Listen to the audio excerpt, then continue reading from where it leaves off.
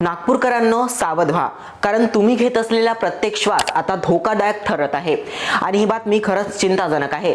नागपूर शहरातील हवा इतकी प्रदूषित झाली आहे की तज्ञांच्या मते इथली हवा श्वासातून घेणं म्हणजे दररोज 2.5 सिगारेट ओढण्या इतकं नुकसान शरीराला होत आहे। संपूर्ण व्हिडिओ बघण्यासाठी आधी झक्कास मराठीला फॉलो करायला विसरू नका। रामदास पेठ येथील क्रिम्स हॉस्पिटलने केलेल्या अभ्यासात हा धक्कादायक खुलासा झाला आहे।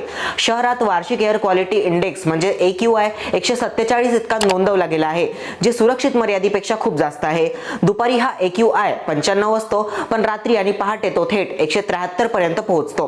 हवेतील PM 2.5 हे सूक्ष्म कण जागतिक आरोग्य संघटनेच्या निकषांपेक्षा तब्बल 6.8 पट जास्त असल्याचं समोर आलं आहे।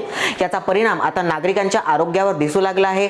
खोकला, छातीत दुखणे, श्वास घेण्यात त्रास आणि दम्याचे रुग्ण वाढत आहेत। दर महिन्याला जवळपास 1000 रुग्ण रुग्णालयात येत असून त्यातील अनेक आजार हे प्रदूषणाशी संबंधित आहे। या प्रदूषणामागे वाहनांचा धूर, रस्त्यावरील धूळ, बांधकाम आणि कचरा जाळणे ही मोठी कारणं आहेत। यावर डॉक्टरांनी सल्लाही दिला आहे।